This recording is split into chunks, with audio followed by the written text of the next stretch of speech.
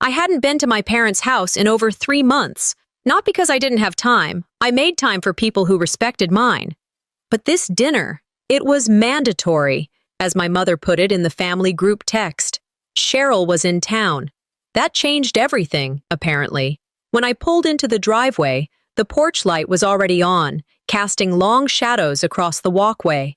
Inside, the smell of pot roast mixed with something overly citrusy, probably one of Mom's wax melts labeled family hearth or some nonsense like that. I stepped in and was hit with the same wall of photos. Cheryl graduating, Cheryl holding a microphone at some conference, Cheryl with our parents at a gala. I wasn't in any of them. Nobody greeted me when I walked in. I took off my jacket and hung it over the same hook I'd been using since high school. My mother finally turned from the kitchen and said, "You wore that shirt?" Not a hello, not a how are you, just a wrinkle of her nose and a head tilt. Cheryl's wearing a blazer. I just thought. I didn't answer. I didn't need to. My shirt was fine. I'd just come off a 10-hour shift and barely had time to run a comb through my hair, let alone dress like I was walking into a board meeting. Dinner was already set. The good plates, the real silverware, even a folded cloth napkin at each setting. I sat at the far end, diagonal from my dad. He grunted something that sounded like evening. Cheryl smiled like a politician shaking hands at a fundraiser. My niece Jessica waved at me. She always did. At least someone still remembered I existed. The seats filled, plates were passed, and glasses clinked. Everything was civil, too civil. Then came the toast. "To Cheryl," my mother said, raising her glass. "She's always been our light. She makes us proud every day." She paused, smiling at Cheryl, then added, "Not every child ends up successful, but at least they try." The silence that followed was so thick it could have been sliced. My hand clenched around my water glass. I didn't say a word, not when my dad cleared his throat and looked away, not when Cheryl shifted uncomfortably in her seat, eyes not meeting mine, not even when my fingers began to go numb from gripping the glass so tightly. Jessica tried to lighten the mood with a joke about mashed potatoes looking like clouds. No one laughed. I'd heard worse. But hearing it like that, in front of extended family, like I was some cautionary tale, burned deeper than usual. I stared at my plate but tasted nothing. My thoughts were louder than the clinking forks. I thought about the mortgage payments I'd made when Dad said the business hit a rough patch, the $81,000 I'd paid toward Grandpa's medical bills over the past 2 years. The checks I'd written quietly, without needing praise. I thought about how no one at this table knew that when Grandpa's meds were running out, I was the one driving 3 towns over to pick them up, just so they wouldn't show up late. "Cheryl has dreams," Mom once told me. "You have duty." Like it was a compliment. Like being the one who picked up the pieces wasn't worth remembering. I never told anyone what I'd paid. I thought the sacrifices would eventually speak for themselves. I was wrong. Mom kept going with the toast, as if the air wasn't thick with judgment. "She even drove all the way here every weekend to sit with your grandfather," she said, placing a hand on Cheryl's arm, "even when she was tired." That's rich. Cheryl came in for 45 minutes, took selfies, and left. The room nodded along like sheep. Then Dad chimed in. "She's got the heart for this kind of thing. You're more practical." I looked at him. He looked at his plate. My jaw tightened. Cheryl's eyes finally met mine, and then they looked away. I pushed my chair back and stood. "I need more water," I said flatly, grabbing the pitcher from the center of the table. At the sink, I stared into the glass, the light catching tiny bubbles as the water filled. My grip on the pitcher was too firm. My hand shook. I wasn't about to make a scene. That's not who I was. But I also wasn't going to sit there and keep pretending anymore. I was about to be the bad guy at the good girls' party, I thought. I sat back down, slowly, deliberately. I looked around the table, the food, the smiles, the fake laughter, the rehearsed pride. That was the moment I decided. Next time they asked for anything, they'd get more than a yes. They'd get the truth. A week after that dinner, I found myself walking through the wide double doors of the funeral home, already bracing for whatever came next.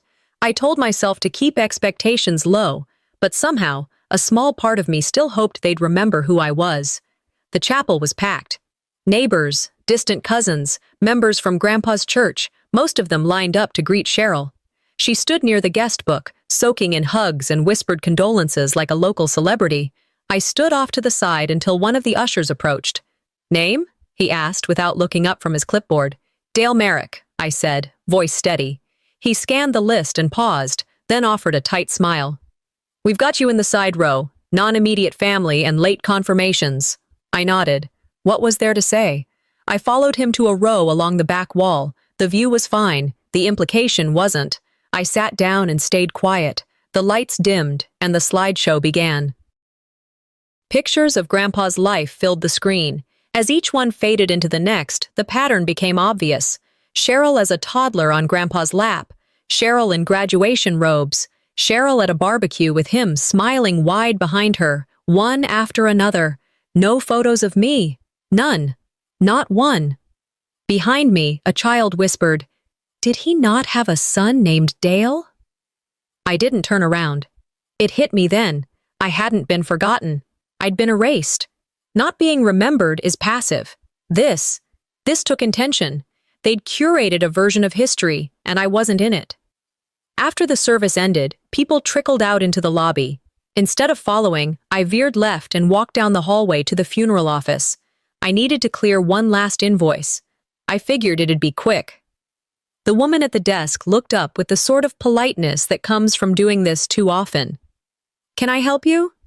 "I'm here about final billing for Eugene Merrick," I said.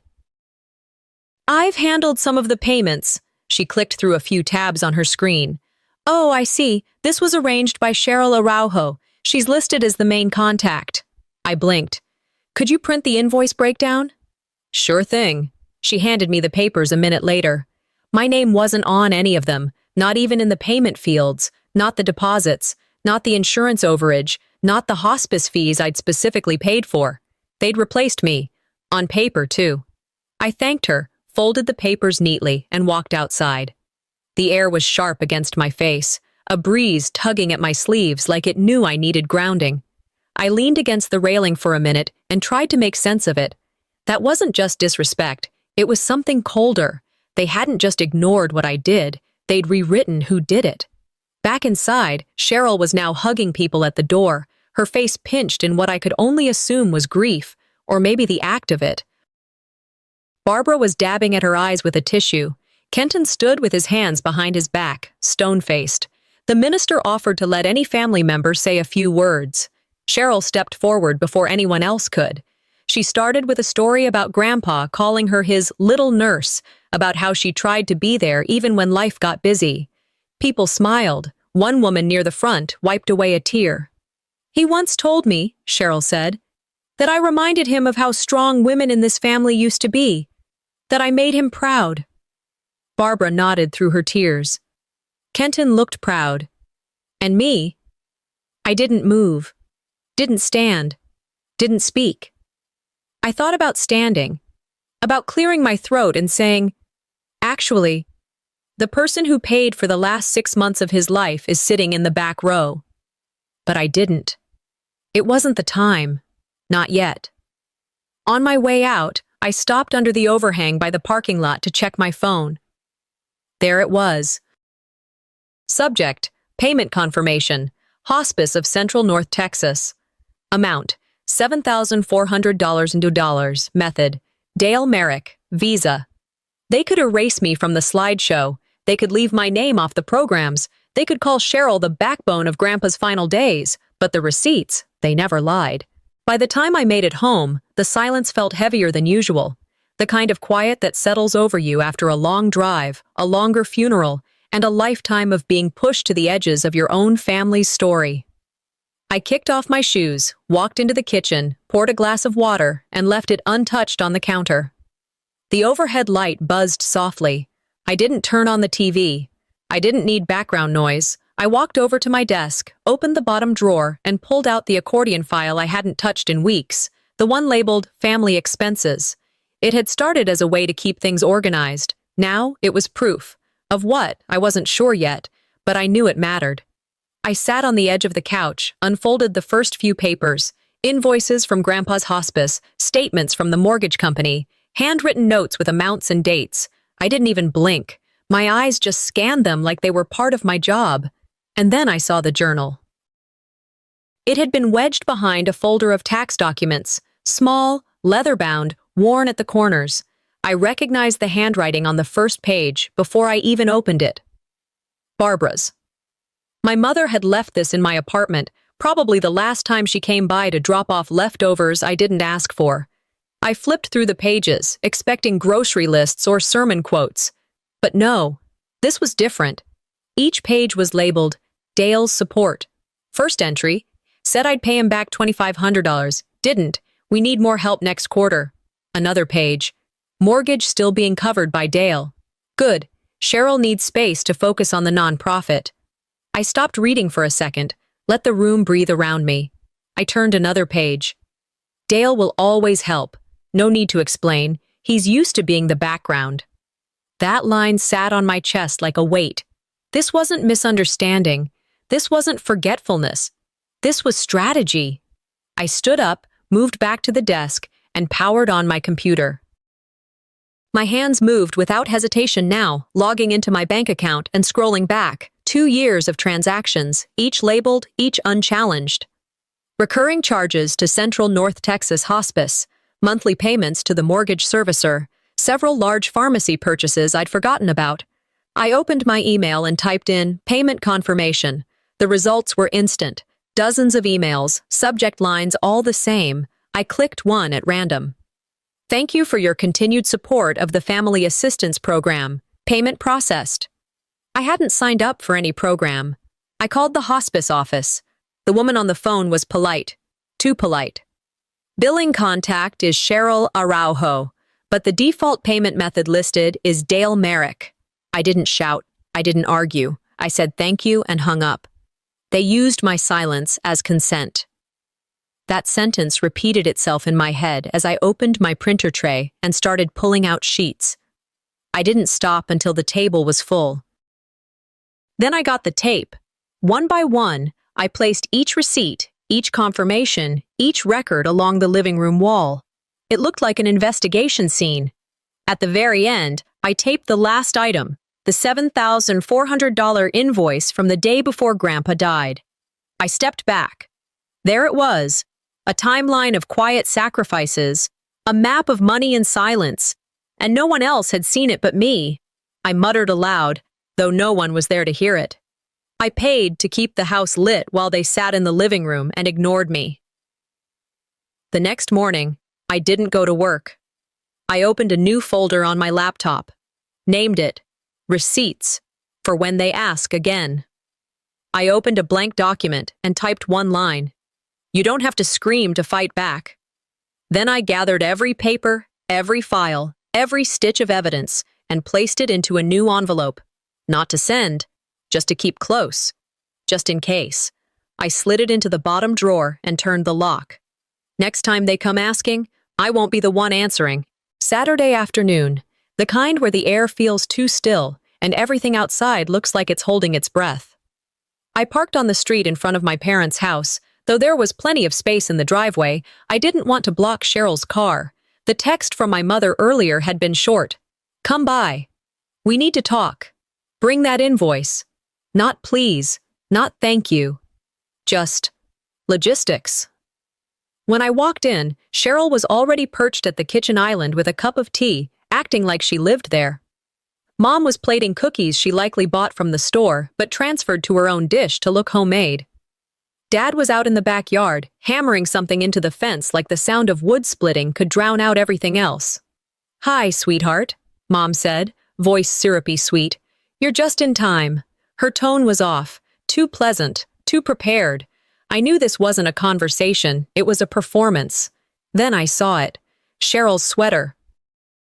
It was dark gray, soft knit, the cuffs slightly rolled at the wrists. I'd recognize it anywhere. Grandpa gave it to me when I landed my first job after college. He'd even sewn in a small patch near the bottom hem. DM, stitched in navy thread. But the patch was gone. In its place, a new one, CA. Where'd you get that? I asked casually, nodding toward the sweater. Cheryl looked down like she'd forgotten she was wearing it. Oh, this. Mom gave it to me last month. Said it was just sitting around. Mom chimed in without missing a beat. It was in your closet for years, Dale. Cheryl actually wears it. What's the point of letting things just sit and collect dust? I didn't respond, not out loud. Inside, something snapped.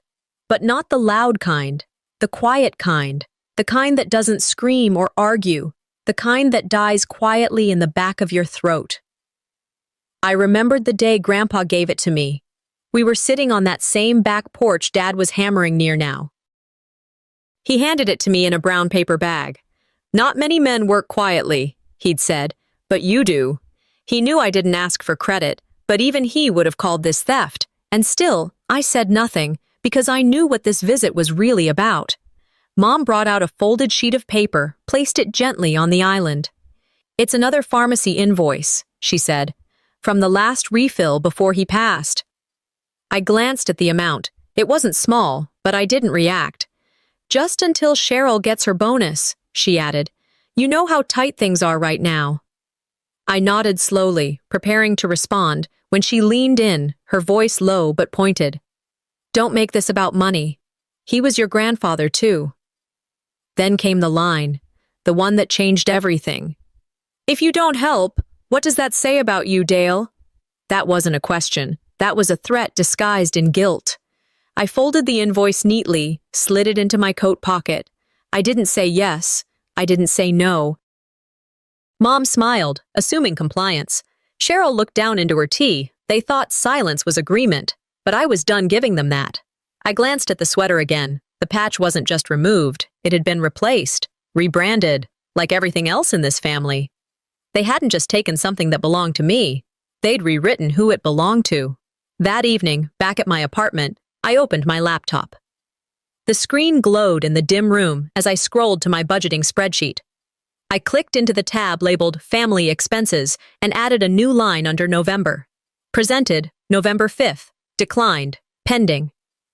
Below it, I typed a note in bold. No longer their ATM. Watch what they do next. Then I sat back, stared at the screen, and said it aloud. Some debts aren't financial. Some are cuts. No thread can stitch. I got the voicemail just after lunch. I was still at my desk, flipping through a stack of printed lab reports when the phone buzzed. It was from Mr. Henry, one of Grandpa's oldest friends. Dale, he said, warm but a little too rehearsed. I just wanted to say, Cheryl really stepped up for him. Your folks told me all about what she did in those final months. I know he was proud of her. I listened to it twice, not because I didn't hear it the first time, but because I needed to feel the sting again, just enough to stop myself from replying. The worst part wasn't the inaccuracy. It was that it had become the version people believed. When the story is told enough times, it doesn't matter who lived it, only who narrates it. At work, one of my younger co-workers passed by my desk and smiled. Saw that tribute Cheryl posted. That was beautiful, she said. You all must have been close. I nodded. Yeah. Real close. Later that day, I shut my office door for 10 minutes just to sit in silence. It was getting harder to know which parts of me still belonged to me. A week later, I had an interview with a mid-sized tech firm in town. Not a promotion, just lateral movement. A clean break from the place where I was always the reliable one. The hiring manager was kind, smiled a lot. We talked about metrics, documentation, leadership alignment. I answered confidently. Then came the curveball. What motivates you? I'd heard that question before. It's one of those fluffy HR fillers that no one takes seriously. But this time, my brain didn't load anything. It just stopped. My mouth opened. Nothing came out. She waited. I cleared my throat. Survival, I said. Her eyebrows lifted slightly. I guess, trying to mean something. Somewhere. She nodded, but the energy in the room shifted. She offered a weak smile and wrote something down. I knew I'd lost the moment. Not because I wasn't qualified, but because whatever fire I used to walk in with, it had burned out. Afterward, I stood in the restroom, staring at the mirror. The fluorescent lights overhead made my eyes look sunken. My tie was crooked. My own reflection looked like someone I used to know. I walked out of the building, didn't even check my phone until I was already halfway down the block. Nothing new, no missed calls, no one needing me. Back home, I texted Eileen and asked if she wanted to grab coffee. The cafe was quiet, tucked away behind a hardware store. She was already at a table when I arrived, sipping something with foam. No judgment in her eyes, just concern. I didn't need to explain much. She knew. I told her about the voicemail, the interview, the sweater, all of it. She listened, didn't interrupt, just nodded and waited. "What would Grandpa say if he saw all this?" she asked. I didn't answer immediately. Then I said, "He'd ask why I let people take what was never theirs." We sat there for a long moment, the hum of the espresso machine in the background, someone's baby giggling behind us. Aileen finally leaned in and said, "Then maybe it's time you stop letting them." No lecture, no pep talk, just that. Later that night, I sat at my desk again. I opened the binder, the one with receipts, invoices, printed emails. I started circling dates, payments, events, Facebook posts. The pattern was clear. Every time I made a payment, Cheryl posted something. Every time there was a tribute, I was nowhere in it. They didn't just let the world forget, they helped it forget. On purpose. I didn't cry. I didn't curse. I clicked print, slipped each page into sheet protectors, labeled them by date, filed them into a new binder. On the spine, I wrote one word: truth. The next morning, I packaged everything. Receipts, summaries. A full printout of the $81,000 I'd paid, color-coded, no return address. I dropped it into the mailbox outside their church, just before Sunday service would start. If they're going to lie for the legacy, the least I can do is leave them the truth. Sunday morning started like any other. Coffee, shower, buttoned shirt. Except this time, I didn't drive to church because of habit. I went because they asked. And part of me, maybe the last part still holding on, thought something might be different. The service ended the same way it always did. Handshakes, stale cookies in the fellowship hall, plastic cups of juice. I was about to leave when a woman from our neighborhood leaned in toward Cheryl with a grin that was far too wide. "Your tribute to your grandfather was beautiful," she said. Another voice chimed in. "She's really the heart of the family, huh?" I stood nearby, unnoticed. Once I made it to the parking lot, I sat in my car, turned off the engine, and pulled out my phone. It didn't take long to find it. Cheryl had posted a tribute video, a slideshow of Grandpa's final days set to soft piano music, quotes about love and family, photos of him in hospice care, Cheryl holding his hand, Cheryl wheeling him outside, Cheryl crying over his bed, and in one frame, barely visible at the bottom of a hospital invoice, my name, billing name, Dale Merrick, amount paid, $3,682. It wasn't even cropped well, just enough for most people to miss it. But not me. No one had tagged me. No one had mentioned me. They used my money and wrote her name on the story. I didn't comment. I didn't like the post. I didn't send a text. Instead, I took a screenshot. Then, another. Saved them in a folder I named Misused Truths. I opened the binder on my desk later that afternoon and slipped the images in between invoices and payment confirmations. They don't get to tell my story and borrow my receipts. I said it out loud. Just once. Just to hear how it sounded. The house was quiet. That evening, my phone rang. Uncle Frank. "I saw what they posted," he said. His voice was gruff, like he'd been holding something in. "You handled everything, didn't you?" I didn't answer right away. "You don't have to say it," he added. "I just want you to know. I saw you, even when they tried to erase you." I didn't cry, but I did breathe different after that call. I grabbed a post-it note from the corner of my desk and wrote one thing. Uncle Frank. I stuck it to the first page of the binder. That night, I checked Cheryl's post one more time. Buried under 82 likes and 23 comments, there was one that stood out. A single question. Why is Dale's name on that invoice? No one replied. No one liked it, but it was there. A crack in the story. I didn't comment, didn't share. I just sat back in my chair, binder open, and flipped through the pages slowly, page by page, date by date. I don't need to shout. I just need to be ready. The next morning, as I brewed coffee, my phone buzzed with a group text. Barbara, dinner next Sunday. Family only. Be there. I stared at the screen, letting the steam from the mug fog my glasses.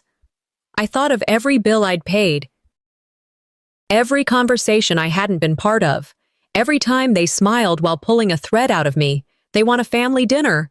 Then I'll bring the family truth. I arrived 10 minutes early, not because I was eager, but because I didn't want to walk into a room already spun by someone else's narrative. My shirt was pressed, shoes clean, hair combed back the way Grandpa liked. I wasn't dressing to impress. I was dressing to be undeniable. The house smelled like ham and cinnamon and guilt. Barbara greeted me with a smile so sweet it made my teeth hurt. Cheryl was already there, a wine glass in one hand, phone in the other. Kenton glanced up from the recliner but said nothing. His silence was predictable by now. The table was set with care. Name cards, cloth napkins folded like swans. The kind of effort Mom only pulled out when appearances mattered. My seat was at the far end, furthest from the head, next to the serving cart. It wasn't dinner, it was theater, and I'd been cast as the extra. We sat, passed dishes, chewed politely. Conversations drifted to safe zones, the weather, the new church flooring, Jessica's college applications, but every compliment aimed at Cheryl carried a sharpened edge. She's always thinking ahead, Barbara said, her fork tapping the plate like punctuation. Not afraid to step up when needed, Kenton added. I took a sip of water, counted the beats between comments. This wasn't accidental. This was design. Barbara lifted her glass. To family, the ones who show up and show up right. Jessica looked at me. Just for a second, then looked away. The food was warm. The room was not. Then came the moment. Someone brought up Grandpa. Barbara smiled. He would have been proud of Cheryl. She reminded him of his younger self. So driven. Kenton, nodding, chimed in. He told me once, I hope Carson learns to be more like her. Carson. My name is Dale. I froze. No one blinked. No one corrected him. No one noticed. Or maybe they did, and this was the next step in the rewrite. I didn't speak. Inside, something turned cold. My father had either forgotten my name or replaced it. That night, I went home and pulled out the old book Grandpa gave me the year I moved out. It was a collection of essays and poems. I hadn't touched it in years. Flipping through it slowly, I stopped at page 81. Tucked inside was a slip of yellowing paper, folded clean, handwriting familiar. To the one who sees without asking, who gives without needing the credit. You are not forgotten. You are my peace. I read it once, then again, and a third time. No tears, just breath. I set the note on my nightstand, turned off the light. I didn't need their table. I'd build my own. They forgot my name at theirs. But I'll remember who I am at mine. I walked through their front door right on time, 6 o'clock sharp. Not a minute early, not late. I wasn't here to please. I was here to be counted. The table was dressed like a holiday magazine spread, cloth napkins, centerpiece of white candles and faux autumn leaves, plates already set, wine already poured. The only thing missing was honesty. Barbara and Cheryl were chatting near the kitchen, the kind of cheerful that only exists when someone's pretending nothing's wrong. Kenton carved the roast with the focus of a man who'd rather be anywhere else. Jessica sat at the far end, eyes on me the moment I entered. Nobody greeted me. I didn't expect them to. I took my seat. No place card for me. Of course not. The room was still, like breath being held. Then came the moment I knew was coming. Barbara raised her glass. To Cheryl, she said, for all her sacrifices, for always being there. I set my fork down, quietly. Cheryl jumped in, as if on cue.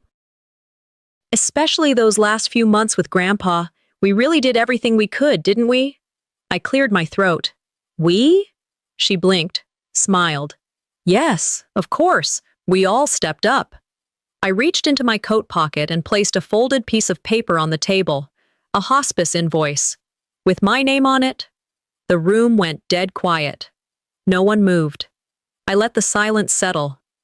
Then I reached into my bag and pulled out the binder, the one with the labeled tabs, the one I'd been building for 2 years without them knowing. I opened it, spoke softly, clearly. June 3rd, $2,130. Pharmacy, paid in full. I flipped a page. July 17th, hospice rent, $4,050, paid in full. Another page. August 12th, power bill, $380, Cheryl's apartment. Barbara opened her mouth. I raised a hand without looking. This won't take long. I continued, line after line, every payment, every receipt, every sacrifice, total $81,000. When I finished, I closed the binder, gently. No drama. No raised voice. No one said a word. Cheryl looked like she wanted to disappear. Barbara stared at the table like it had betrayed her. Kenton cleared his throat, then didn't speak. I reached for one more envelope. Inside, a check for $0. Memo line, paid in full. I slid it across the table toward Barbara.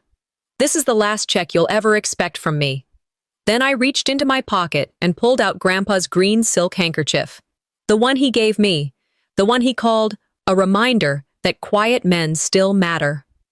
I folded it neatly and placed it beside the binder. Turned to Kenton. He remembered who I was, even if you didn't. I stood. Adjusted my coat. Cheryl whispered something, maybe my name, maybe not. I didn't look back. Barbara's voice followed me, sharp as ever. You'll regret this. I paused at the doorway, just long enough. No, I said, but maybe you will. I didn't slam the door. I didn't have to. The morning after that dinner, I woke before my alarm. Light eased through the blinds, catching on dust I hadn't noticed the day before. The apartment was still, quiet in a way that felt earned. I reached for my phone, thumbed through a few notifications without much thought, until I saw it. Subject line, reminder, hospice payment, auto withdrawal confirmed. I didn't open it right away. I already knew what it said. I tapped into my bank app. They'd used my card again. After everything. I sat on the edge of the bed, staring at the screen. My jaw didn't clench. My chest didn't tighten. It just settled. Like some part of me already expected this. Like the final betrayal didn't need to scream. It just had to confirm what I already knew. I deleted the email. Then I stood up and made coffee. Mid-morning, I slipped on my jacket, slid Grandpa's green handkerchief into the pocket, and headed out the door. There's a park 3 blocks from my building. He used to walk there when the air was dry and his joints were stiff. He'd toss breadcrumbs to birds and hum old hymns to himself, the kind with no chorus and too many verses. I sat down on the same bench he always did, pulled the handkerchief from my pocket, held it for a minute, folded it again. I didn't say anything out loud. But in my head, I heard myself, sometimes closure doesn't come from others. It comes from choosing not to carry what they left behind. I left the handkerchief on the bench, stood, and walked home. The phone rang that afternoon. Jessica. Her voice was hesitant. Uncle Dale? Mom said you're not coming to Thanksgiving. I waited. She doesn't understand, but I think I do. Silence stretched between us. I found a folder on Grandma's computer, she said, voice lowering. It's called Dale Receipts. It had everything. Dates.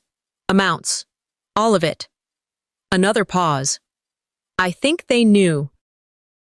I think they just assumed you wouldn't say anything. My reply came soft, firm. That used to be true. Not anymore. That night, I sat at my desk and typed a short email. 1 sentence. The past doesn't define the future, but I won't walk backward to pretend it never happened. I attached the hospice account closure form. Nothing else. Didn't block them. Didn't invite them back in. Boundaries are built for the ones who don't know when to stop knocking. Forgiveness is for me. They can keep the guilt. 3 days later, I made dinner. Not a feast, just enough. roast chicken, mashed potatoes, a pie Aileen brought. Jessica arrived first, awkward, a little unsure. Uncle Frank followed, with that tired but kind energy he always carried. We sat around the table, talked about Grandpa, laughed, remembered the quiet things he did, the things no one applauded, but everyone leaned on. Dessert came. Jessica looked at me, her voice steady. This feels more like family than anything I've ever known. I didn't need a reply ready. I just leaned back, looked around the room, and thought, I didn't reclaim my seat at their table.